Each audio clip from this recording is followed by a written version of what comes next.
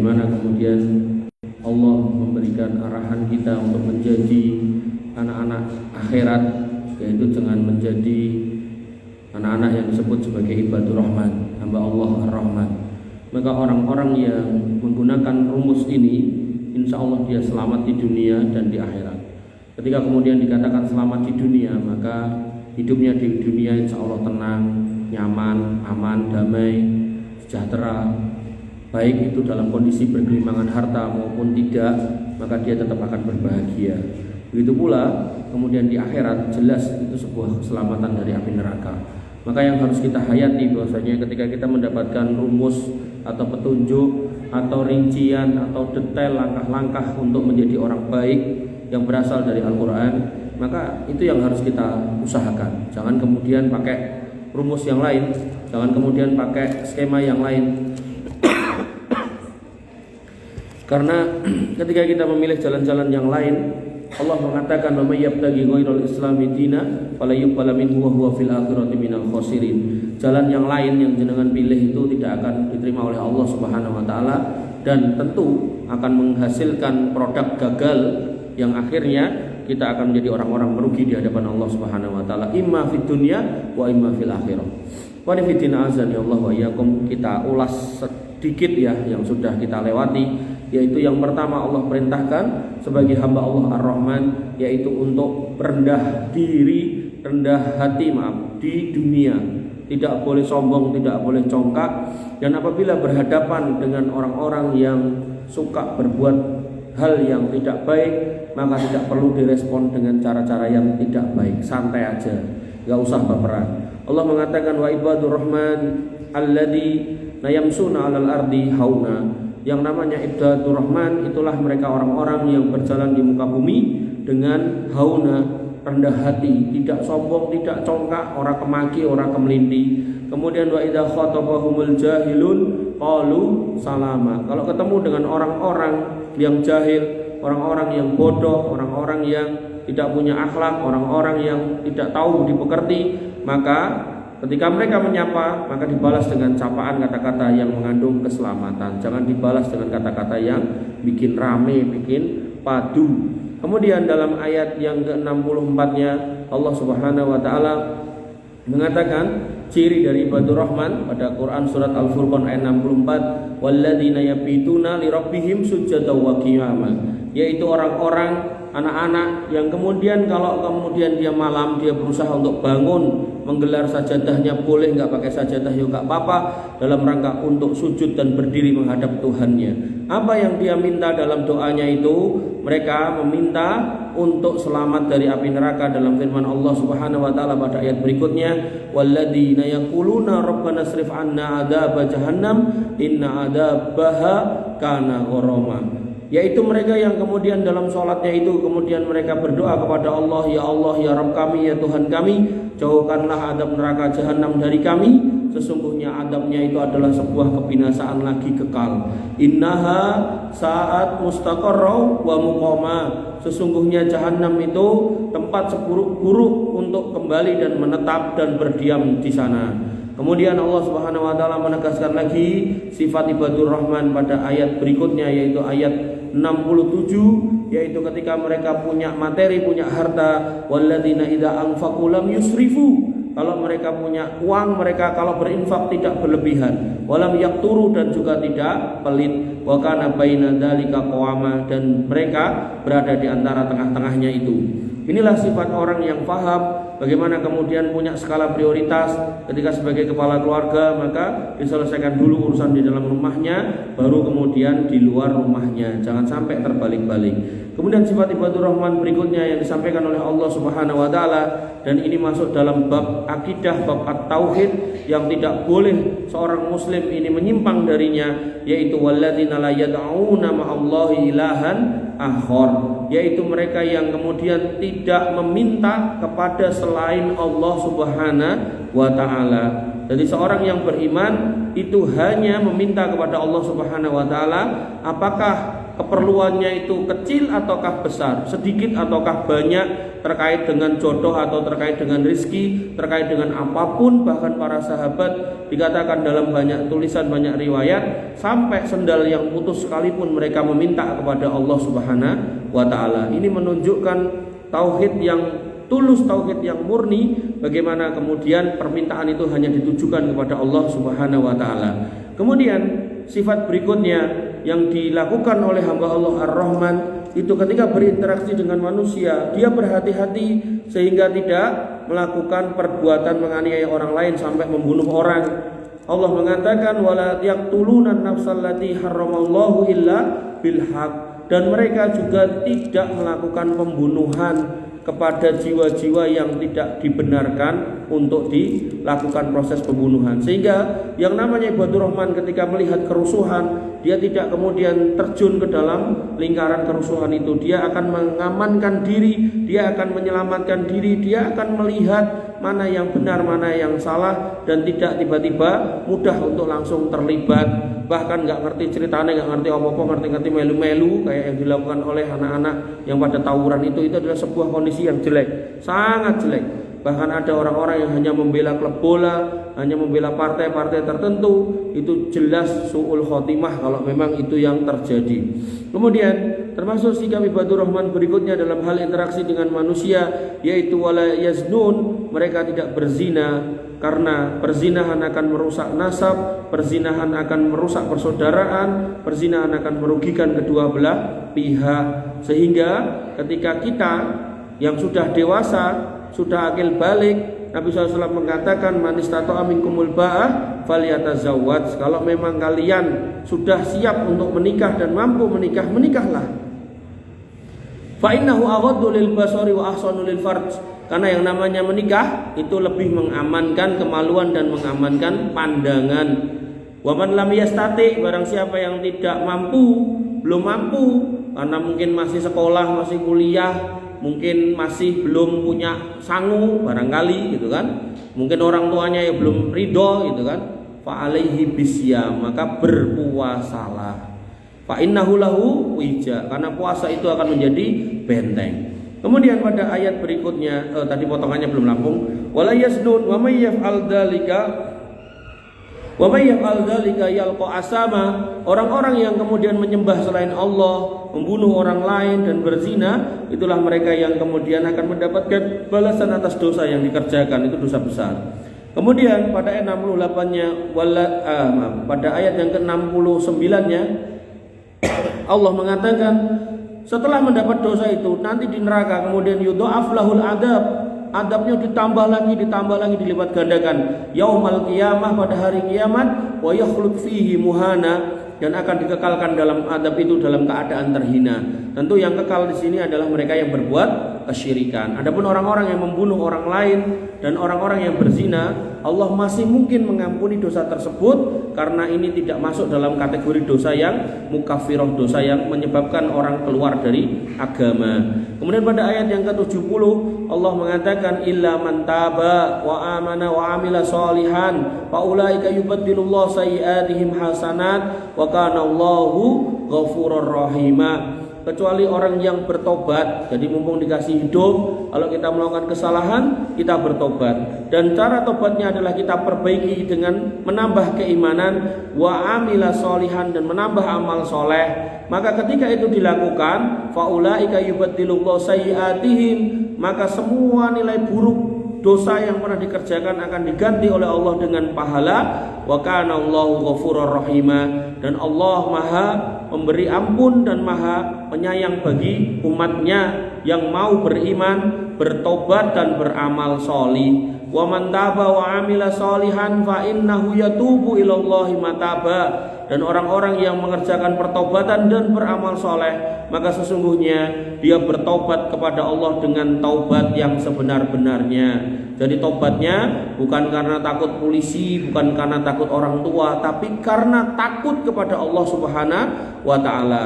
Kita mengimani kalau Allah itu Ar-Rahman Ar-Rahim, Maha Pengasih dan Penyayang, tapi kita juga harus tahu kalau Allah itu Syadidul Iqab, kalau Allah itu bisa memberikan adab yang sangat keras, sehingga kita ketika beribadah kita berharap pahala dari sisi Allah. Maka ketika kita mau berbuat dosa, maka ingatlah kalau dosa itu juga disediakan adab yang mengerikan. Maka orang beriman itu ibadahnya satu di antara dua, yaitu ada di situ ar-raja wal khauf, yaitu harapan untuk kemudian Allah berikan rahmat, dan khauf agar jangan sampai kita dimasukkan ke dalam adab yang pedih. Naudzubillah summa naudzubillah. Kemudian pada ayat yang ke-72 Allah Subhanahu wa taala mengatakan tentang ibadur rahman, hamba Allah Ar-Rahman, yaitu walladzina la yashaduna zura wa idza marru billagwi marru kirama, yaitu orang-orang yang tidak melakukan persaksian pada sumpah-sumpah palsu. Dan azur ini juga bermakna perbuatan-perbuatan sia-sia, perbuatan-perbuatan kesyirikan, dangdutan-dangdutan yang enggak jelas, kumpulan-kumpulan majelis mabuk dan majelis zina, majelis main judi dan seterusnya, maka termasuk di dalamnya. Dan ketika itu ada di depan matanya, wa idza marru billagwi marru kirama. Kalau kemudian ada orang-orang yang berbuat hal-hal yang tidak berfaedah, lebih-lebih yang mengandung dosa besar, maka dia tetap aja lewat dan tidak mau nimbrung. Maka orang-orang yang dipilih oleh Allah sebagai ibadur rahman adalah mereka yang punya kepercayaan diri. Dia mengatakan ha anada, ini loh diriku, laisa yaqulu kana abi, dan dia tidak mengatakan bapakku loh iki. Jadi dia pede dengan dirinya, karena Allah mengatakan wala tahinu wala tahzanu wa antumul a'launa in kuntum ta'lamun. Enggak usah sedih, enggak usah bingung. Kamu itu kalau mengikuti jalan Allah, kalian di mata Allah itu mulia. Maka ini yang harus kita pegang. Walaupun mungkin kita di kampung ini bukan siapa-siapa, walaupun mungkin kita anak orang yang bukan siapa-siapa, maka yakinlah ketika jalan Tuhan yang kamu pilih, maka itu adalah jalan yang terbaik, jalan yang harus kamu titi sampai mati. Jangan pernah bergeser 1 senti pun dari jalan itu, karena jalan selain jalan Tuhan itu adalah jalan-jalan syaitan. Wa nifidina azani Allah wa iyyakum. Kemudian pada ayat berikutnya, pada ayat yang ke-73, Allah Subhanahu wa taala menjelaskan, menyebutkan tentang sifat ibadur rahman ini yang kita akan ulas pada malam hari ini, yaitu walladzina idza dzukiru bi ayati rabbihim lam yahirru 'alaiha summa wa umyana, yaitu orang-orang yang kalau dibacakan ayat-ayat Tuhannya, kalau didekatkan majelis ilmu kepadanya, disampaikan Quran dan hadis kepadanya, maka mereka tidak menghadapi orang yang menyampaikan itu, tidak menghadapi majelisnya itu dalam kondisi seperti orang-orang yang tuli dan buta. Artinya dia menggunakan kupingnya, dia menggunakan matanya, dia menggunakan semua inderanya untuk mendengarkan, menyimak, dan kemudian mengambil pelajaran, dan kemudian mempraktekannya dalam kehidupan sehari-hari. Dia menjaga dirinya dengan koridor agamanya dijadikan panglima, dia tidak lari dari jalan Tuhannya. Inilah orang-orang yang beriman, yang disebut sebagai ibadur rahman. Ketika kita mendapat gelar ibadur rahman, maka tentu Allah Ar-Rahman akan memberikan rahmat kepada kita di dunia dan lebih-lebih di akhirat. Makanya disebutkan oleh Al-Imam Mujahid, beliau berkata, lam yasma'u wa lam yubsiru wa lam yafqahu syai'a. Mereka tidak mendengar petunjuk dibacakan, mereka juga tidak mau melihat adanya pengajian, dan mereka juga tidak mau memahami kalaupun mereka ada di dalamnya. Maka sifat-sifat seperti ini sifat yang jelek. Artinya ketika ada majelis ilmu, seorang ibadur rahman akan berusaha untuk datang, menyempatkan diri. Begitu sudah datang, maka dia berusaha untuk fokus mendengarkan. Begitu dia sudah mendengarkan, dia bekerja keras untuk memahami. Begitu sudah paham, maka dia berusaha keras untuk menjalankan. Sehingga Al-Imam Hasan Al-Basri berkata bahwasannya banyak orang tidak memiliki sifat itu. Beliau berkata, kam min rajulin yaqra'uha wa yahirru 'alaiha asumma a'ma. Betapa banyak orang yang membaca Al-Quran, membaca hadis, dan dihadapkan padanya ayat-ayat Tuhannya, ayat-ayat Allah, namun dia tidak mendengar dan tidak melihatnya. Kemudian Imam Qatadah mengatakan, lam yasummu anil haq wa lam ya'ummu fi fahum wallah qaumun aqil qaumun aqalu anillah wa an tanfa'u bima sami'u min kitabillah. Mereka tidak mendengar dan tidak pula melihat kebenaran. Mereka bisa berpikir sebenarnya, namun berpaling dan tidak mengambil dari kitabullah apa yang mereka dengar. Ibnu Katsir berkata, tidaklah pantas bagi orang-orang yang beriman memiliki sifat buta pada hati, pada matanya dari peringatan Allah Subhanahu wa taala. Bahkan seharusnya dia mengarahkan semua pandangannya dan konsentrasinya terhadap perintah Tuhannya, dan harus yakin dengan seyakin-yakinnya kalau semua firman Tuhannya adalah kebenaran. Oleh karena itu Allah mensifati sifat orang yang beriman pada Quran surat Al-Anfal, alladzina idza dzukirallah wajilat qulubuhum wa idza tuliyat alaihim ayatuhu zadatuhum imana wa ala rabbihim yatawakkalun. Orang beriman itu adalah orang-orang yang mereka bila disebut nama Allah gemetar hatinya. Dia lebih senang mendengar murotal daripada lagu-lagu, dan apabila dibacakan ayat-ayatnya bertambahlah iman karenanya, dan hanya kepada Tuhanlah mereka bertawakal. Inilah sifat orang beriman yang jauh berbeda dengan orang kafir. Adapun orang kafir ketika mendengar ayat-ayat Quran, maka tidak ada bekas sedikit pun pada hatinya, dan bahkan tidak mengurangi kekafirannya, bahkan bisa jadi malah menambah parah kekafirannya. Bahkan mereka terus-menerus dalam kekafiran dan pembangkangan, serta terus-menerus memilih jalan kesesatan dan kebodohan. Wa nifidina azani Allah wa iyyakum. Kemudian pada ayat yang lain, Quran surat As-Sajdah ayat 15, Allah berfirman, innama yu'minu bi ayatina alladziina idza dzukiru biha kharru sujjatan wasabbahu bihamdi rabbihim wa hum la yastakbirun. Sesungguhnya orang-orang yang benar-benar percaya pada ayat-ayat kami adalah mereka yang apabila diperingatkan dengan ayat-ayat itu, mereka segera bersujud kepada Allah Subhanahu wa taala serta khusyuk seraya bertasbih dan memuji Rabb-nya. Dan lagi pula mereka tidaklah orang-orang yang sombong. Nah, orang sombong ini adalah orang yang batarul haq wa ghamdun nas, yaitu ketika ada kebenaran disampaikan dia menolak, dan kemudian ketika berbicara dengan orang dia meremehkan orang lain. Kemudian dalam ayat yang lain, Quran surat At-Taubah, Allah Subhanahu wa taala menyampaikan tentang sifat orang kafir pada ayat Allah, yaitu wa idza ma unzilat surah wa minhum may yaqulu ayyukum zadathu hadhihi imana. Dan apabila diturunkan satu surat, maka di antara mereka orang-orang munafik ada yang berkata, siapa di antara kamu yang imannya nambah setelah dengar ayat ini? Kemudian fa ammal ladzina amanu fazadathum imana. Adapun orang-orang yang beriman, maka imannya pasti bertambah. Wahum yastabsyirun. Mereka adalah orang-orang yang merasa gembira dengan dibacakan ayat-ayat Allah. Makanya kita koreksi diri kita. Nah, dibacakan Quran ini kita itu termasuk orang sing kepanasan atau orang yang seneng gitu. Kalau kita kepanasan, maka hati-hati ya. Harusnya kita lebih senang untuk mendengarkan murotal daripada mendengarkan lagu-lagu. Wa amal ladzina fi qulubihim marad fazadathum rijsan ila rijsihim. Adapun mereka yang hatinya ada penyakit, yang hatinya ada kotoran, maka mereka akan bertambah mati hatinya dan bahkan bisa dalam keadaan kafir. Maka ini yang harus kita pahami sebagai seorang yang beriman. Kita harus beriman kepada ayat Allah, senang mendengarkannya, senang mempelajarinya, senang berada di majelisnya, dan berusaha sekuat tenaga meniti jalannya, memahaminya. Jadi barat kalian baca cerita, entah novel entah apa, saya nggak nyuruh baca ya, cuman umpama kamu baca gitu kan. Kamu kan nggak paham, buk baleni, buk woco meneh, buk baleni meneh, sampai kadang ada yang ketawa sendiri, nangis sendiri gitu kan. Maka kepada kitab yang ditulis oleh manusia pun manusia bisa seperti itu. Bahkan film aja kadang kamu ulang-ulangi gitu kan, padahal harus nonton ping bola Bali gitu kan.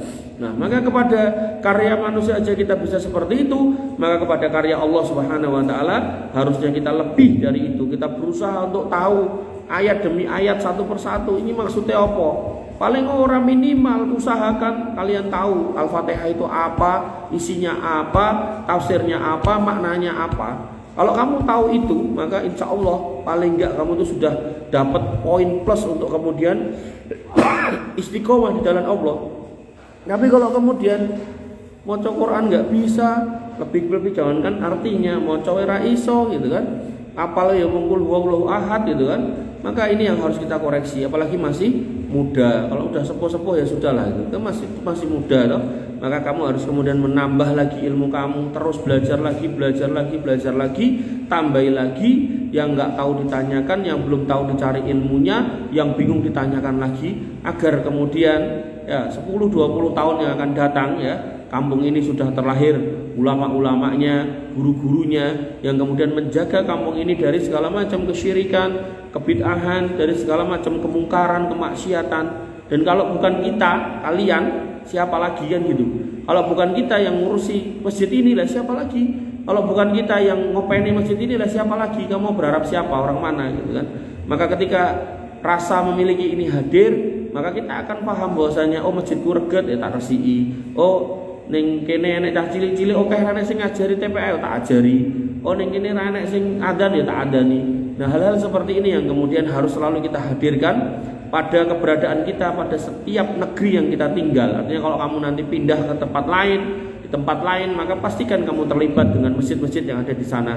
Jangan kemudian berdiam diri. Ikhwani fillah, azani Allah wa iyyakum. Kesimpulannya pada malam hari ini yang pertama, orang beriman adalah orang, ibadur rahman adalah orang yang tidak berpaling dari peringatan Allah, tidak menutup telinganya dari mendengarkannya, tidak menutup mata dan hatinya dari memahami peringatan itu, sebagaimana perbuatan semacam itu dilakukan oleh orang yang tidak mengimani peringatan itu dan tidak mau mendengarkannya. Jadi kita harus mulai seneng nih murotal, rungokke sik, dipilih mana qori yang paling kita senengi, rungokke. Nah, seneng ketika seneng ayat-ayat tertentu nih, misal ayat tentang adab, ayat tentang surga neraka, misal ya kamu seneng ayat-ayat itu, nah dibaca tuh artinya, terjemahannya, kemudian dicari tafsirnya, ya dicari kajian yang bahas ayat itu gitu, sehingga kamu paham. Sehingga kalau kamu kemudian paham pada ayat itu, kemudian mau ulangi lagi, mau setel lagi, mau rungokke lagi, tiba-tiba sambil mendengarkan, sambil mungkin berbaring, sambil mungkin lingguh-lingguh, duduk-duduk biasa, tiba-tiba menetes air mata karena Tuhan sedang berfirman dan kamu sedang mendengarkan firman Tuhan. Maka seorang hamba yang paham kedudukannya, kalau kita ini manusia, hamba Tuhan, hamba Allah Subhanahu wa taala, maka kita akan kemudian berusaha mengenal surat cinta dari Allah Subhanahu wa taala yang diturunkan oleh malaikat Jibril kepada Nabi Muhammad SAW, yang dibawa oleh malaikat Jibril, diwahyukan oleh Allah kepada Nabi Muhammad SAW. Nah, inilah orang-orang yang disebut ibadur rahman. Mereka menerima peringatan itu dengan sepenuhnya dan disertai perasaan sangat membutuhkannya, tunduk serta pasrah terhadapnya. Ini yang disebut orang Islam. Jadi yang disebut Muslim yaitu orang Islam, yaitu orang yang tunduk atas perintah Tuhan. Dia tidak kemudian membangkang, membantah. Ketika Tuhannya merintahkan sholat, dia sholat. Ketika Tuhannya merintahkan berjilbab, dia berjilbab. Ketika Tuhannya memerintahkan sebagai laki-laki untuk mencari nafkah, jadi tulang punggung, ya dia menjadi tulang punggung. Bukan laki-laki yang kemudian justru gaweane mung tulang tulung gitu kan. Maka ini yang harus kita pahami. Seorang laki-laki harus kemudian berdiri di atas kakinya, harus membela keluarganya, menjaga harga diri, kehormatannya dan seterusnya. Keluarganya menjadi prioritas utama, jangan sampai kemudian makan barang yang haram. Maka orang Islam yang ngerti koridor-koridor agama inilah yang disebut seorang muslim yang sebenar-benarnya Islam. Dan Anda temukan mereka itu memiliki telinga yang sangat terbuka, hati-hati yang sangat sadar, yang dengan begitu maka semakin bertambah iman mereka serta semakin sempurna pula keyakinan mereka. Makanya orang-orang yang benar-benar istiqomah di jalan Islam, dia nggak akan peduli dengan omongan orang. Dia nggak akan peduli ketika orang mencelanya. Oh, entokanmu ngaji ternyata aku emang bakul bakso mie ayam, ora peduli. Kenapa? Karena mungkin profesinya yang dulu profesi yang haram ditinggalkan. Oh, kowe metu saka perusahaan iki, metu saka kantor iki, saiki kerjamu mung kaya ngene iki gitu kan. Dia nggak peduli. Ketika memang yang dia tinggalkan adalah kerjaan haram. Inilah orang-orang yang beriman. Syukur-syukur nggak usah keluar, tapi nggak usah melakukan yang haram. Wanifidin azani Allah wa iyyakum. Karena peringatan itulah maka tumbuhlah semangat mereka. Mereka senang dan bergembira mendengarnya. Mereka bahagia menjalani hidupnya, tenang bersama dengan Tuhannya di dunia, bahkan nanti lebih-lebih di akhirat. Ini yang bisa tak sampaikan pada malam hari ini. Ada yang mau nanya kah? Kalau ada, apa?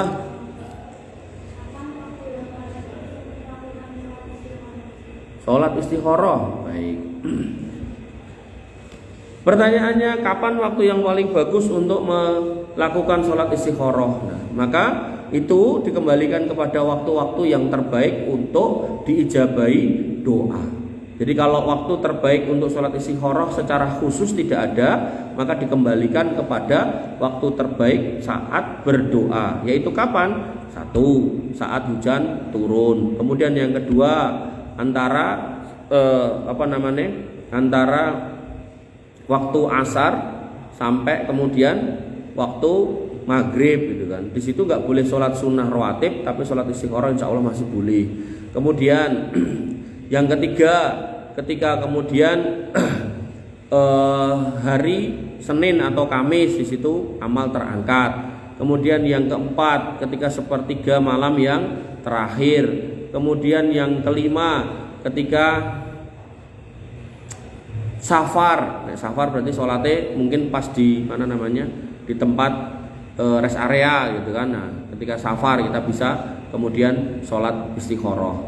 Sehingga harapannya ketika istikharah itu dilakukan di waktu-waktu yang mustajab, itu waktunya ya.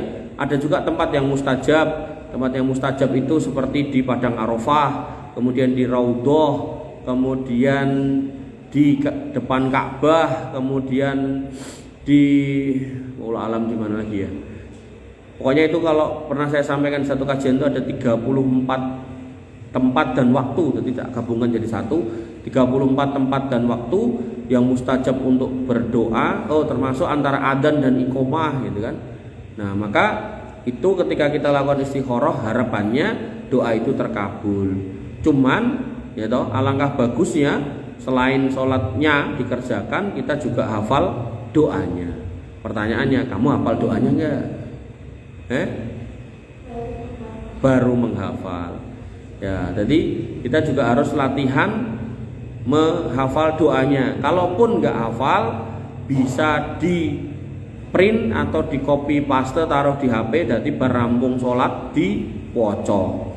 Nah, termasuk yang mustajab doa adalah ketika dalam posisi sujud. Artinya bagus lagi, misal pas waktu mustajab, terus berada di tempat yang mustajab, di hari yang mustajab, di saat yang mustajab pas hujan, terus doanya dibaca pas sujud. Nah, itu komplit mustajabnya berkali-kali. Maka harapannya ketika itu diucapkan pada 4 kondisi mustajab sekaligus, harapannya itu terkabul. Jadi misal ya, di Raudhah pas dino Jumat, terus sepertiga malam terakhir adalah pas lagi hujan, terus sholat istikharah pas sujud baca dongane itu. Nah, artinya kalau itu sujud berarti harus hafal. Tapi kalau nggak hafal ya berarti sholat 2 rakaat salam lagi, doanya diambil di HP atau udah di print di kertas baru dibaca. Allahumma inni astakhiruka bi ilmika wa astaqdiruka bi qudratika wa as'aluka min fadlikal adim fa innaka taqdiru wa la aqdir wa ta'lam wa la a'lam wa anta alamul ghuyub. Allahumma in kunta ta'lam anna hadzal amra khairun li fi dini wa ma'asi wa aqibatu amri faqdur huli wa yasir huli. Ya Allah, sekiranya panjenengan ngertos nek urusan niki baik buat diriku, untuk hidupku dan agamaku, maka takdirkan itu terjadi padaku dan mudahkanlah aku untuk mendapatkan urusan itu. Wa in kunta ta'lam anna hadzal amra sarun li fi dini wa ma'asi wa aqibatu amri, dan sekiranya panjenengan tahu bahwasanya perkara ini jelek untukku, faksrifhu anni, maka jauhkanlah dia dariku, waqdur lil khaira waqdur lil khaira haitsu kana summa radini bihi, maka nyuwun tulung mengtakdirkan untuk saya hal yang baik-baik saja dan ridhoilah semua takdir yang sudah terjadi pada diri saya. Kira-kira begitu doanya. Ada yang mau nanya lagi? Nah, boleh apa?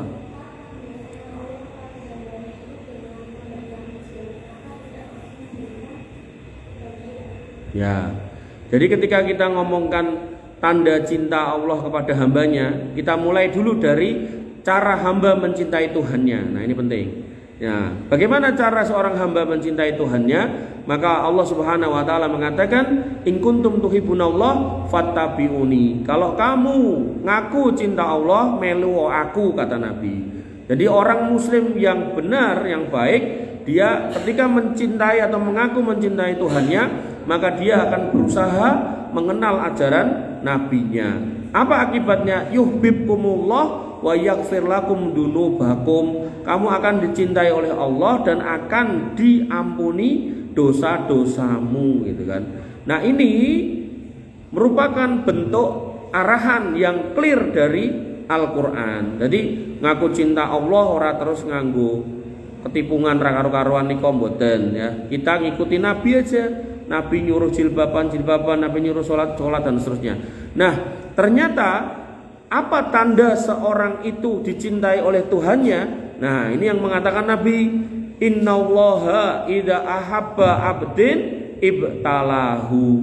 Allah kuwi nek mencintai hambanya, maka hamba itu akan dikasih cobaan.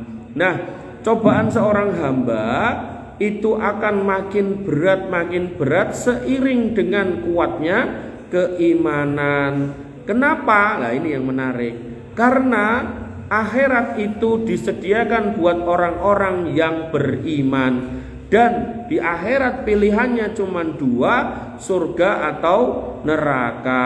Ketika ngomongkan surga itu bertingkat-tingkat.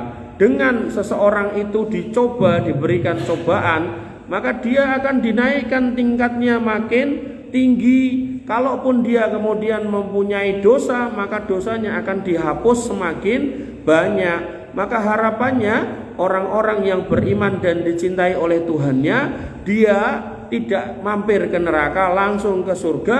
Bahkan di surga ditaruh di tempat yang paling tinggi. Dan kenikmatan surga ketika dibandingkan dengan dunia itu tidak ada apa-apanya. Sampai Nabi SAW mengatakan, monggo mbak melebet, monggo.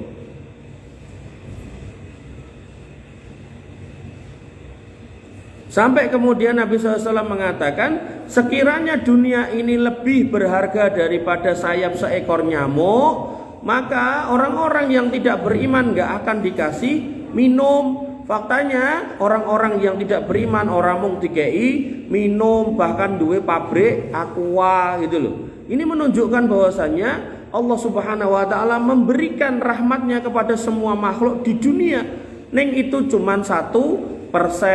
Adapun yang 99% Allah simpan untuk kita orang beriman di akhirat. Maka orang-orang yang beriman, yang teguh imannya, ketika dia dicoba, dia akan bersabar di atas cobaan. Dia tidak akan menggerutu, tidak akan marah, tidak akan stres, bahkan tidak mau dia bunuh diri, karena dia faham bahwasannya cobaan yang diberikan Allah Subhanahu wa taala itu ya cuman di dunia dalam rangka menghapus dosanya dan meninggikan kedudukannya. Makanya Nabi SAW pernah ditanya, siapa orang yang asadu balaan, yang punya cobaan paling berat? Kata Nabi SAW, al-anbiya'u fal amsalu wal amsalu, yaitu para nabi dan kemudian orang-orang yang semisal dengan mereka, yaitu orang-orang yang teguh dengan imannya. Semakin teguh semakin berat cobaannya.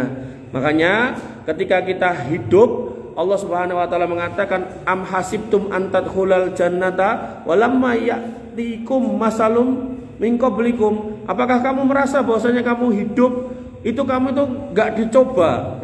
Bentar, tak cek ayatnya ya. Kok rodok lali. Enggak timbang salah. Jadi cobaan itu memang sudah dari Allah, sudah kayak gitu.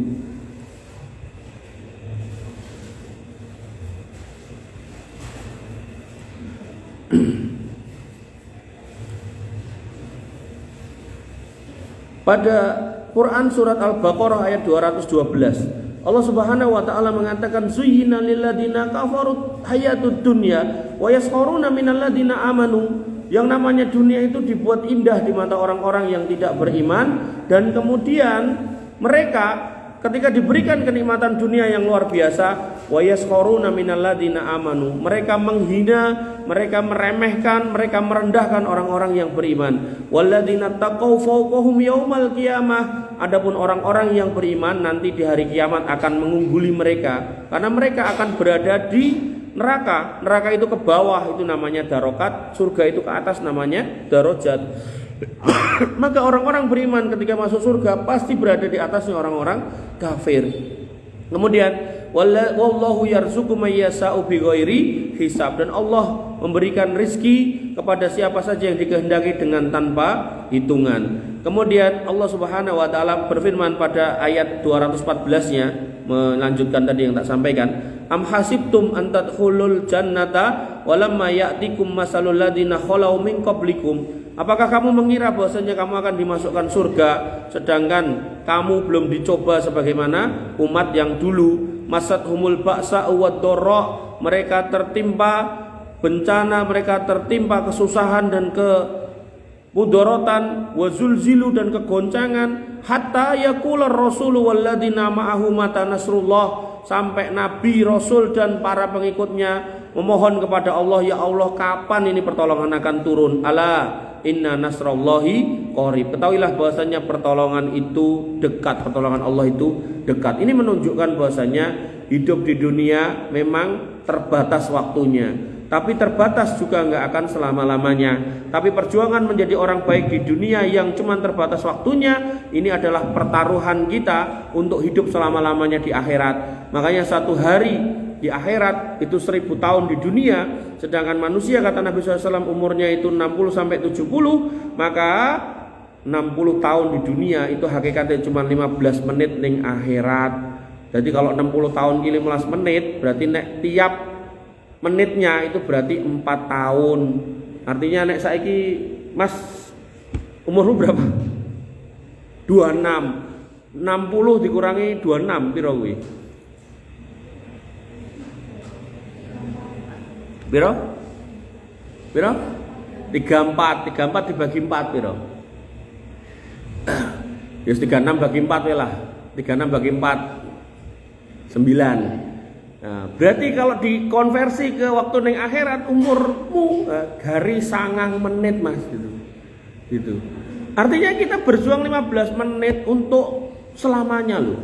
Makanya ketika kita ngomongkan hidayah, nah, kalian tuh udah dapat hidayah taufik dadi wong Islam. Nah, saiki dengan duduk kalian di majelis itu namanya hidayatul irsyad. Kamu mendapat atau mencari ilmu lagi untuk menguatkan pondasi menjadi seorang muslim. Nah, ini kalau kemudian sinkron istiqomah sampai mati, maka itu yang disebut husnul khotimah, yang nanti akan berakhir di surga atau jannah. Nah, orang-orang yang berpegang teguh pada agama, pokoknya ngerti sidik dilakoni, dan dia dalam melakoni tidak terbebani, tapi selalu bahagia dan happy, maka itulah yang disebut orang yang istiqomah. Makanya saya punya murid itu 40 tahun, mantan napi gitu kan. Itu tanya, hukumnya pakai kalung ini apa? Enggak boleh. Jangankan emas, wong kalung biasa wong lanang raito copot gitu kan. Tanya apa lagi dilakoni, sampai akhirnya pada satu ketika sehat, gak ada keluhan penyakit apa-apa. Bar sholat duhur, pulang muntah-muntah mati. Umurnya lagi 40 tahun. Ini kita nggak tahu mati kapan. Tadi hitungan saya jenengan umur 60, iso wae umur 30 mati gitu kan. Maka yang harus kita pahami adalah bagaimana kemudian kita tetap istiqomah gitu loh. Jangan sampai punya pikiran, aku mumpung muda tak foya-foya, engkau tua tak kaya raya, engkau mati tak masuk surga. Lah, surgane siapa gitu loh. Ya, jangan pakai rumus itu. Justru muda kita berjuang, tua kita istiqomah, nah mati masuk jannah niku sing bener gitu. Ya, tuh muda nyari ilmu, kemudian tua digugu dan ditiru sama anak putu, nah nanti matinya masuk surga bersama mereka gitu. Ini rumus orang beriman ya. Ada lagi yang mau nanya? Monggo.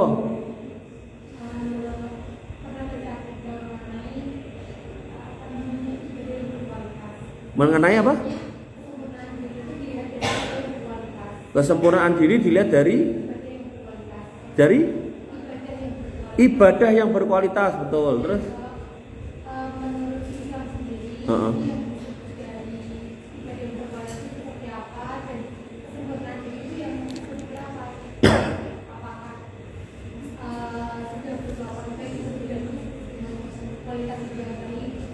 ya. Jadi pertanyaan pertama adalah kesempurnaan ibadah. Oh, kesempurnaan diri karo ibadah yang berkualitas. Baik. Jadi ketika kita ngomongkan ibadah yang berkualitas yang akan menghadirkan kesempurnaan diri gitu ya, kira-kira ya.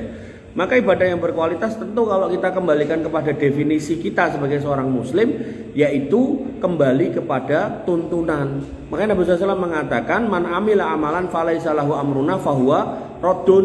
Siapa yang beramal dan tidak ada tuntunannya, nggak ada contohnya, amalnya tertolak. Sehingga orang yang beriman agar ibadahnya berkualitas harus mengikuti tuntunan itu dulu. Secara fisik harus kelihatan bahwasanya itu sesuai tuntunan. Sholat subuh 2 rakaat, sholat maghrib 3 rakaat, dan seterusnya. Poso Ramadan pas bulan Ramadan, dan seterusnya. Haji umroh ke Mekah, kemudian kurban beleh wedhus, sapi, unta atau kuda nggak boleh, atau kerbau, atau naik akikoh beleh wedhus nggak boleh, sapi, dan seterusnya. Maka dengan mengikuti sunnah itu awal langkah untuk berkualitas, ya toh. Nah, kualitas yang kedua tentu salat amal itu kan 2. Yang tadi itu mengikuti sunnah, kemudian yang kedua ini dibalik ya bisa. Yang kedua adalah dilakukan dengan ikhlas lillahi ta'ala.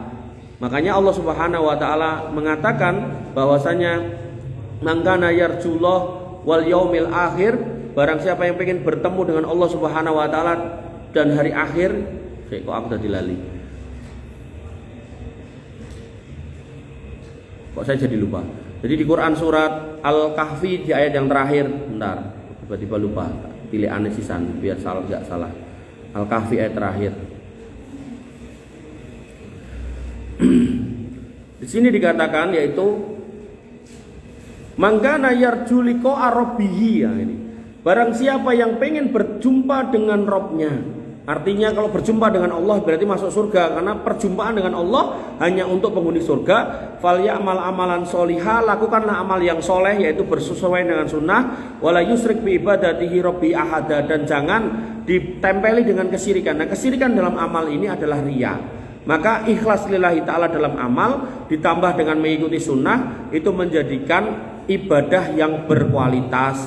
Kalau dalam bahasa lain adalah nek sholat ya khusyuk. Kalau kemudian naik poso, imanan wahtisaban dan seterusnya, itu menjadikan ibadah berkualitas. Naik munggah kaji, yo niatnya bukan untuk nyari gelar Pak Haji atau Bu Hajah, bukan, tapi karena memang pengen mengejar pahala dari sisi Allah Subhanahu wa taala.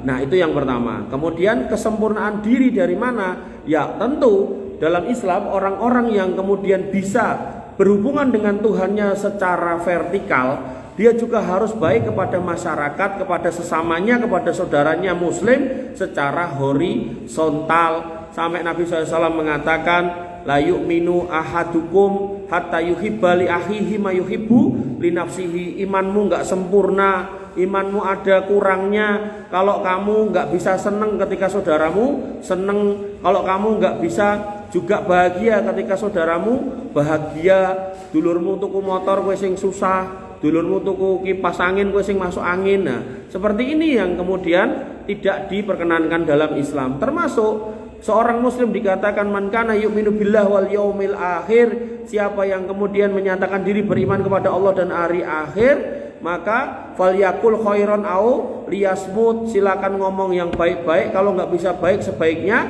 diam. Ini menunjukkan seorang muslim tidak boleh menyakiti orang lain dengan mulutnya. Nabi SAW mengatakan pada hadis yang lain, al-muslimu man salim al-muslim min yadihi wa famihi. Seorang muslim adalah orang yang bisa membuat orang lain selamat dari mulut dan tangannya. Ini menunjukkan bahwasanya orang muslim orang entuk colong jupuk yang bukan haknya. Maka Nabi SAW pernah ditanya, ya Rasulullah, ada seorang wanita yang dia rajin sholat malam, berarti sholat wajib ya dilakoni. Kemudian ketika siang dia puasa sunnah, tapi mulutnya tidak pernah berhenti menyakiti saudaranya. Bagaimana tentang orang seperti itu? Kata Nabi SAW, hiya finnar, dia akan mendapatkan balasannya di neraka. Kemudian orang itu bertanya lagi, lalu ada seorang wanita yang dia sholatnya cuma sholat wajib, posone mung poso wajib, tapi mulutnya dijaga dari menyakiti orang lain. Maka bagaimana dengan wanita seperti itu? Kata Nabi SAW, hiya fil jannah, dia di surga. Oleh karena itu maka berdasarkan hadis-hadis tadi kita akan pahami bahwasanya orang yang sempurna keislamannya, sempurna dirinya, dia ngerti bahwasanya dia harus baik dalam beribadah, alias tadi apa, berkualitas dalam beribadah kepada Tuhannya dengan cara ikhlas dan mengikuti petunjuk Rasulnya, dan kemudian kepada manusia, kepada jangankan manusia, kepada binatang sekalipun dia juga harus mempertunjukkan akhlak yang baik. Bahkan sampai Nabi SAW mengatakan, man qatala mu'ahadan lam yaroh raihatal jannah. Siapa yang menyakiti orang kafir yang ada di negeri damai, tidak ada perperangan di situ, maka dia nggak akan mencium bau surga. Makanya ini loh Islam yang sebenarnya itu kayak gitu, potretnya kayak gitu. Bukan kemudian Islam sing dikemas dalam sebuah ormas, kemudian kon baiat ning imame, engko nek dulure atau bojone ora melu dikafirke, bahkan kon pegatan kon ninggalke, wong tuane ya kon ninggalke. Nah, hal seperti ini yang kemudian harus kita koreksi. Islam yang baik akan melahirkan gak cuman ibadah yang baik kepada Allah, tapi akan melahirkan juga akhlak yang baik kepada makhluk, bahkan sampai level kepada binatang. Jadi kalau misal kamu tahu gitu, Nabi itu melarang kita menganiaya binatang, maka apa yang sering kita kerjakan atau kita lihat, apa jebakan tikus itu loh. Kadang enek tikus mlebu, terus biasanya mateni tikusnya caranya piye? Nek enek jebakan tikus kotak lho, tikusnya mlebu, biasanya nek do mateni iku caranya piye? Ya Mas. Enggak pernah, enggak tahu. Nonton di YouTube ora tahu. Biasanya cemplungnya banyu, itu haram kayak gitu.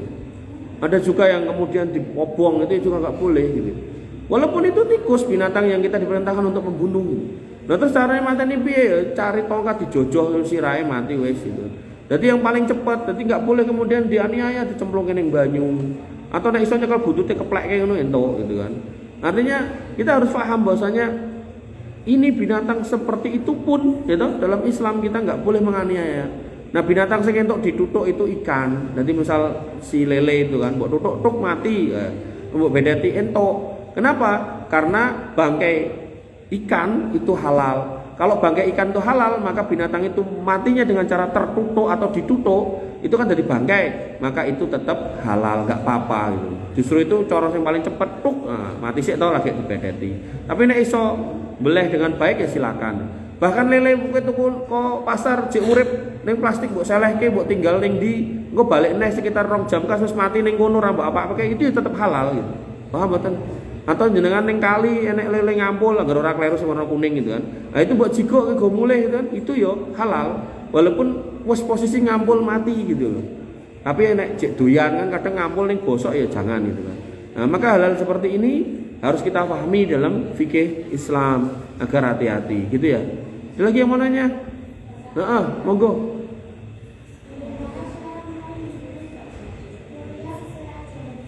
Bagaimana cara hidup mulia sesuai ajaran Islam? Ngarepe guyang-guyu. Cara meraih hidup mulia sesuai agama Islam ya tentu ini majelis ilmu. Makanya majelis ilmu di sini seminggu sekali nek iso mangkat gitu loh. Dengan begitu kita tahu ajaran Islam tuh ini. Nek kamu nggak tahu kamu nanya, kamu paham, kamu ngerti, sehingga urip ning donya itu tidak terombang-ambing dengan berbagai dinamika yang ada. Terus iso istiqomah terus di sini sampai nanti kita wafat di atas keislaman. Wala tamutunna illa wa antum muslimun. Intine mulia dengan Islam itu ya kamu belajar Islam, kamu kenal Islam itu apa, kamu kenal Allah itu siapa, kamu kenal Rasulullah itu siapa, ngajari apa, ilmunya apa, materinya apa, pelan-pelan dieloni, pelan-pelan diikuti, dijalankan dengan happy. Dan itu materi kita malam ini tadi, yaitu ketika mendengar ayat Quran kita tidak menghadapinya dengan kondisi telinga yang tuli dan mata yang buta. Kita menerima, mendengar dengan clear, melihat dengan clear, menjalankan dengan hati yang senang. Maka itulah seorang muslim yang happy, yang dia nggak akan ada beban yang membebani. Dan insya Allah itulah muslim-muslim yang istiqomah gitu ya Mbak. Ada lagi yang mau nanya? Monggo, ini apa?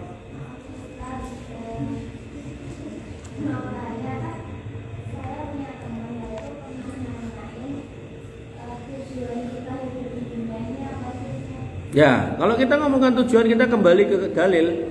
Di situ jelas dikatakan wa ma khalaqul jinna wal insa illa liya'budun. Kita semua diciptakan ya untuk beribadah. Nah, beribadah itu ada dua, ibadah mahdoh sama ghairu mahdoh.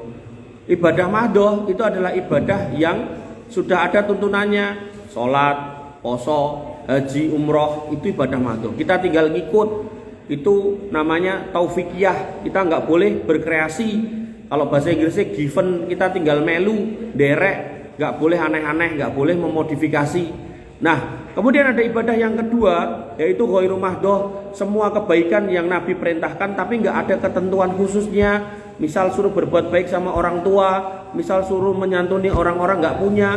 Jadi nek bahasa menyantuni dikai duit entuk, dikai beras entuk, dikai roti entuk, dikai panganan entuk, dikai ombe entuk, apapun yang baik untuk mereka bisa. Nah, maka itu semua bentuk kebaikan. Termasuk ada sebuah hadis mengatakan seorang wanita masuk neraka karena kucing, dan ada seorang wanita yang masuk surga karena anjing. Wanita yang masuk neraka karena kucing, karena dia melihara kucing, tapi ditaruh di kurungan, di kandang, ora dipakani, mati gitu kan. Itulah wanita yang masuk neraka karena kucing. Ada wanita yang masuk surga karena anjing, karena dia kemudian berjalan di sebuah padang pasir, didapatinya seekor anjing yang kehausan, kemudian dia turun untuk mengambil air dan diombek ke si anjing itu. Kemudian karena kebaikan dia kepada anjing, Allah kemudian mengampuni dosanya. Padahal wanita itu profesinya adalah al-baghyu niku PSK. Allah mengampuni dosanya. Ini menunjukkan bahwasanya ada kebaikan-kebaikan yang bisa dikerjakan selain dalam bentuk ibadah. Jadi konteks yang jenengan tanyakan mirip sama yang ditanyakan temannya tadi, bahwasanya seorang muslim harus beragama dengan benar, dengan cara beribadah kepada Tuhannya dengan benar, dan juga bersikap kepada makhluk Allah, baik itu manusia, bahkan kepada binatang, termasuk kepada orang kafir, dengan cara-cara yang benar sesuai dengan yang diajarkan oleh syariat. Kita katakan Islam yang benar, agama yang lain keliru, iya, tapi bukan berarti kita menganiaya mereka. Kita katakan akidah kita yang lurus, akidah mereka yang bengkok, iya, tapi bukan berarti kemudian kita mendolimi mereka. Nggak boleh orang Islam berbuat aniaya kepada orang di luar Islam. Ketika di luar Islam aja nggak boleh, maka kepada orang Islam tambah nggak boleh. Apa meneh wis Islam dulure sisan, tambah ora ento. Maka orang Islam yang paham ini, dia akan ngerti tujuan hidupnya. Dia hanya harus kemudian bersukacita beribadah kepada Tuhannya, baik secara mahdoh maupun secara ghairu mahdoh. Sehingga kalau dia melakukan ibadah sifatnya sholat dan seterusnya, maka dia ikhlas kepada Allah. Termasuk ketika dia berbuat baik kepada makhluk, dia akan meniatkan untuk mencari pahala dari sisi Tuhannya. Jadi nek kita berbuat baik sama orang, kita nggak nyari pamrih orang, los. Kalau orang pun ngerti ya ora popo, orang ngerti ya ora popo. Kok dia balas kebaikan kita ya alhamdulillah, ora ya ora popo. Karena yang kita cari adalah ridho Allah Subhanahu wa taala, bukan pujian orang, bukan sanjungan orang, bukan lem-leme orang gitu. Ngoten nggih? Siap. Ada lagi yang mau nanya? Nah, monggo.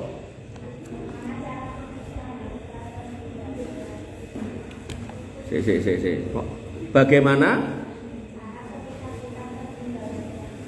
cara ketika kita tertinggal sholat berjamaah? Ya begitu masuk ya kita langsung ikut. Cuman yang banyak orang nggak paham atau nggak tahu itu adalah ketika imamnya dalam posisi ruku atau sujud. Nah, sebagian orang itu langsung Allahu Akbar sujud atau Allahu Akbar ruku. Lah itu salah. Harusnya Allahu Akbar takbiratul ihram dulu. Karena takbiratul ihram ini adalah rukun sholat. Jadi Allahu Akbar takbiratul ihram. Gak usah Fatihah. Ketika imamnya ruku ya langsung Allahu Akbar takbiratul ihram terus melu ruku atau melu sujud. Nah, karena kita nggak dapat Al-Fatihah, maka itu terhitung kurang 1 rakaat. Nah, imamnya posisinya rakaat pertama. Nah, imamnya posisi rakaat kedua, maka berarti kita kurang 2 rakaat. Tapi nek posisinya imamnya masih berdiri baca surat Allahu Akbar takbiratul ihram, terus kamu baca Al-Fatihah pelan, kurasa banter tur rodok cepet gak apa-apa. Tujuannya ya kita ngejar bisa baca Al-Fatihah, karena Al-Fatihah adalah rukun dari sholat. Allahu Akbar, bismillahirrahmanirrahim, alhamdulillahirabbil alamin, arrahmanirrahim, maliki yaumiddin, iyyaka na'budu, dan seterusnya sampai amin. Nah, maka terus habis itu kita menyimak bacaan si imam. Imam rukuk kita ikut rukuk, berarti kita dapat rakaat satu rakaat itu. Tapi nek posisi imam wis rukuk atau sujud, ya berarti kita ketinggalan satu rakaat. Ning ketika kita mau nyusul, mau mulai, tetap harus takbiratul ihram. Jangan langsung, karena nek langsung sholat itu nggak sah karena dia tidak mengawalinya dengan takbiratul ihram. Nah itu bingung nggak? Nggak. Ada yang mau nanya lagi? Lanjut, monggo, nggak apa-apa. Nanya yang baik daripada dimpet.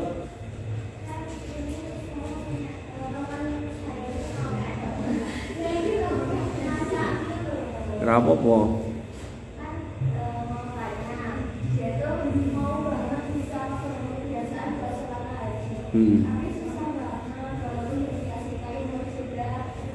Ya.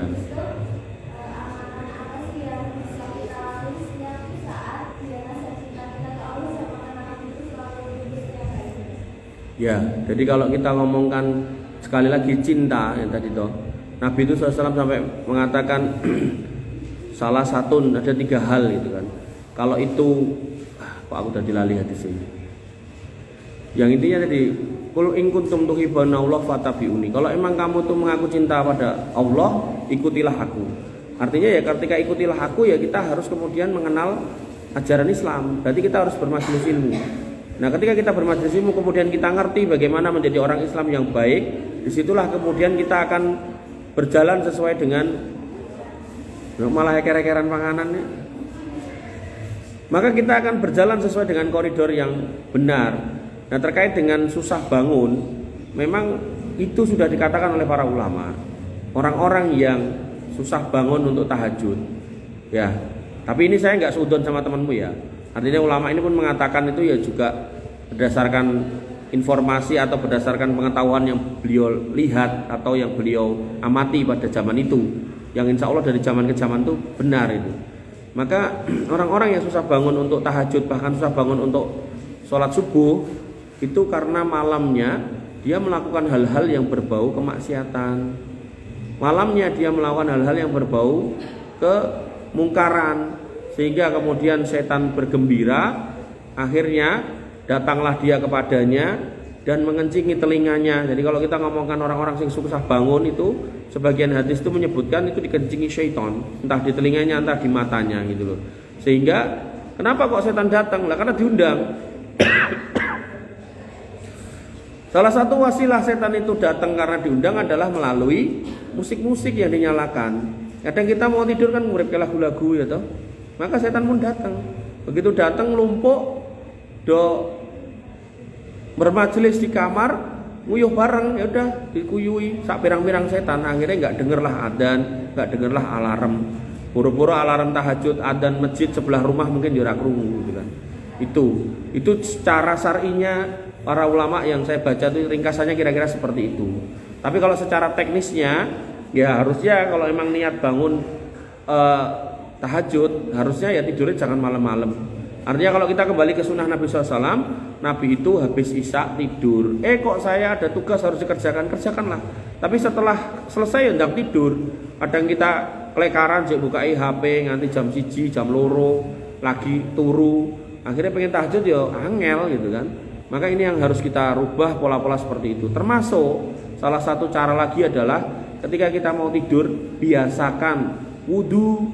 Itu cara untuk kemudian menyingkirkan kotoran-kotoran dari badan kita, termasuk mungkin ya uyuh-uyuh setan itu kita singkirkan semuanya. Agar kemudian kita bisa tidur dengan baik dan dijaga oleh Allah Subhanahu wa taala dan para malaikatnya. Termasuk lagi amalan yang perlu dikerjakan ketika mau tidur itu sebagaimana yang diriwayatkan oleh Abu Hurairah. Ketika Abu Hurairah diperintahkan untuk menjaga Baitul Mal sing isine panganan, tiba-tiba ditekani cah cilik nyolong. Itu yang kita kenal dengan tuyul. Ning tuyule ora terus ra katokan ngoten nika mboten. Ya pokoke cah cilik itu kelambenan utuh itu. Nyolong, begitu nyolong dicekel. Kowe tak laporke Nabi, ampun, kula wong ora duwe, kula butuh, kula wong yatim. Oh ya sekono culke. Kemudian datang lagi yang kedua, cangkep lagi, tak laporke Nabi, kemudian dia pun menyiba lagi, ngemis-ngemis lagi, berminta belas kasihan. Ampun ngene akhirnya dicolke lagi. Kemudian diancam oleh Abu Hurairah yang ketiga, kowe nek nganti kecekel meneh tak laporke Nabi. Nah, maka begitu ketangkep yang ketiga, Abu Hurairah kemudian mau melaporkan Nabi, kemudian dia mengatakan, "Jangan serahkan saya kepada Nabi, tak ajari suatu ilmu atau suatu bacaan atau suatu pengetahuan yang kalau kamu lakukan, kamu amalkan, kamu akan dijaga ketika tidur sampai kamu bangun. Nah akhirnya Abu Hurairah tertarik karena itu sebuah ilmu. Jadi para ulama, para sahabat dulu tuh nek ngerti ilmu, ku senenge ra ukur. Piye carane entuk? Makanya dengan nek ngerti Al Imam Bukhari itu sampai beliau menulis sebuah kitab tulisan pendek tentang akidah. Beliau di awal kalimat mengatakan, ini saya susun, saya dapatkan dari 1000 orang guru saya yang mereka berkata sama tentang akidah kita 1, 2, 3, 4. Coba 1000 guru, kita dua guru paling ya iso dihitung driji toh. Nah, maka ini gurunya 1000 Imam Bukhari. Nah kembali ke situ, maka Abu Hurairah ketika ditawari ilmu itu senenge ra ukur, wis ra apa-apa, kowe tak culke, aku nglanggar tugasku ning aku entuk ilmu. Diajarilah kowe nek turu maca ayat kursi kowe ora bakal diganggu. Akhirnya diculke. Besok pagi Abu Hurairah bercerita kepada Nabi SAW perihal pertemuannya dengan anak kecil ini, ya. Kemudian Nabi mengatakan, tahu nggak kamu siapa itu? Abu Hurairah kemudian mengatakan, tidak tahu ya Rasul. Nabi mengatakan, itu tadi malam yang mendatangimu adalah syaitan yang dikatakan kepadamu benar, walaupun sejatinya dia adalah seorang pendusta. Artinya termasuk adab sebelum tidur adalah berwudu, kemudian kita bersihkan kasur kita itu, karena kita nggak tahu itu bekas setan sebelah mana kencingnya, kita bersihkan, dikebuti, diseblai gitu kan. Saiki seblak malah dipangan gitu kan. Nah kemudian baru dibersihkan, kita wudu, baca ayat kursi, kemudian wirid nek bisa, ya toh, istighfar boleh, takbir boleh, tahlil boleh, ya toh, kemudian tahmid boleh, tasbih boleh, apa wae. Nek akhirnya terus kesel, ya toh, silakan dinyalakan murotal, merem, dan jangan malam-malam. Insya Allah itu bakal bangun. Paling enggak minimal jam 3 itu bisa bangun. Apalagi dengan tinggal di kampung kayak gini sing masih ada ayam. Nabi mengatakan suara ayam berkokok itu pertanda dia melihat malaikat. Nabi mengatakan pada sepertiga malam terakhir Allah Subhanahu wa taala turun ke langit dunia bersama dengan para malaikat. Nah, malaikat didelok karo pitik-pitik itu tadi, kemudian mereka pada berkokok. Makanya ketika kamu dengar ayam berkokok di pagi hari, ya segera bangun dan mintalah kebaikan dari Allah Subhanahu wa taala, termasuk tadi sholat istikharah tadi ya bisa. Sebaliknya, ketika kamu di malam hari mendengar kire anjing menggonggong, maka kata Nabi SAW hakikatnya dia sedang melihat syaitan, maka berlindunglah dari syaitan. Dan cara berlindung dari syaitan, ora usah dadak gawe aneh-aneh, ora usah dadak nyepake bawang putih lan sak piturute, cukup dengan mengatakan a'udzubillahi minasyaitonir rajim, itu sudah cukup. Kalaupun mau ditambahi, silakan baca surat Qul 3 itu, atau kemudian ditambahi dengan membaca ayat kursi. Itu nek mbok lakoni insyaallah ora diuyui karo setan, insyaallah tangi buat subuhan itu akan gampang, apalagi untuk tahajudan insyaallah gampang. Dan tahajud enggak harus 11. Misal tanginya mepet subuh kurang 10 menit, lakukan 2 rakaat tahajud plus 1 witir, itu sudah cukup. Ya sebelah rasan-rasan wae ket mau ora rampung-rampung. Tak kayak imik lho Mbak. Jadi tahajud gak harus kemudian 11, 2 plus 1 cukup gitu loh. Ya, jadi gak harus kemudian 11, 2 plus 1 ning istiqomah terus, itu lebih baik daripada saiki 11 ning kok enek neh ulan ngarep. Nah, itu namanya orang yang kemudian tidak istiqomah. Istiqomah itu sithik ning ajek daripada kemudian okeh ning longko sebulan sekali, mungkin setahun sekali, ya itu kayak wong salat itu mendino ajek apik, tapi nek kemudian ning masjid sregep ning pas Ramadan tok baru ki blong, nah enggak enek gunane gitu. Ada lagi yang mau nanya? Enggak ada. Tadi orang berapa yang nanya tadi? Pakai hadiah loh. Mau penak banget pengajian ning kene kok. Lekok ya to, kayak hadiah. Tunggu jajan timbang ngomong dhewe, berbagi kancane. Engko nek bar delekke minggu ngarep wegah teko mesti. Wis, masyaallah. Ini Mas, tolong diterke Mas. Ken didum mau cah pira monggo. Yo. Duite nungset ben. Jangan ya, kalau bermajelis itu jangan ngomong dewe ya, itu enggak beradab ya. Gak beradab, benar-benar gak beradab. Tadi penjelasannya jelas loh. Orang beriman itu kalau dijelaskan itu ngrungokke, nggak tekke, nyimak, memahami gitu loh. Ya Mbak ya, yang baju biru. Ya. Tenan loh, aku ngeleke tenanan loh Mbak. Ini minggu ngarep pasti kowe kapok rene. Aku ya ora apa-apa kok kowe ora teko, tenang wae. Wong kabeh iki kebutuhane dhewe-dhewe. Ya. Jadi jangan punya perasaan gimana-gimana ya. Artinya saya pun kesini juga dengan penuh semangat untuk ngajak baik kalian gitu kan. Artinya yo nek pun wong telu tok sing teko aku tetep mangkat tok, tenang ae gitu kan. Nah, aku lebih seneng orang sedikit tapi gak teke daripada akeh ning kemeriak ra karu-karuan. Baik, ini yang mungkin bisa saya sampaikan, kurang lebihnya saya mohon maaf. Semoga kalian juga bisa mendapatkan hidayah dan semoga kemudian kita terus istiqomah. Sekali lagi saya ingatkan, majelis ilmu itu ada adabnya. Jangan sampai kemudian kamu kehilangan adab di majelis ilmu, karena kalau kamu kehilangan adab di majelis ilmu, kamu di jalanan pasti juga nggak akan beradab, apalagi di rumah. Maka sekali lagi jagalah adab itu, karena potret kesempurnaan keislaman seorang muslim itu dilihat juga dari adabnya, tidak cuma dari ibadahnya. Ketika ibadahnya sempurna, adabnya pun belum tentu sempurna. Tapi kalau kemudian adabnya baik, insya Allah ibadahnya juga baik, insya Allah. Sehingga kita harus sinkronkan itu semua, karena kebaikan antara ibadah dan adab itu adalah rangkaian kesempurnaan keimanan seorang muslim. Tidak boleh kemudian dipisah-pisah. Ya, Islam kudungan tapi cuawaan ra karu-karuan, Islam kudungan tapi njikuki barangnya koncone, ya toh, klepto, enggak boleh gitu kan. Ya, sehingga akhirnya terjadi apa? Al-Islamu mahjubun bil muslimin. Cahaya Islam tertutup oleh kelakuan orang-orang Islam itu sendiri. Islam itu indah sebenarnya. Tapi kalau kemudian kita menunjukkan potret yang jelek, ya galak karo wong, ra duwe adab dan seterusnya, ya akhirnya entuk aneh ngaji koyo ngono to. Nah gitu. Dan itu benar-benar terjadi. Kemarin saya jagong ke salah satu orang itu saudaranya itu ora dijak nyengkuyung anake sing dinikahke. Bahkan itu saudara tak tekoki lho jenengan ora dijak napa. Lah mbah niku ngaji ning endi kuwi? Wong papasan wae aku assalamualaikum ora dijawab gitu. Bilang gitu. Maka yang harus kita pahami ya, seorang muslim ya kalau kemudian ngaji kok menghasilkan sifat-sifat sikap-sikap yang jelek, ya itu tentu mungkin apakah materinya yang kurang pas atau kitanya yang di majelis itu yang kurang pas. Ini yang harus kita koreksi.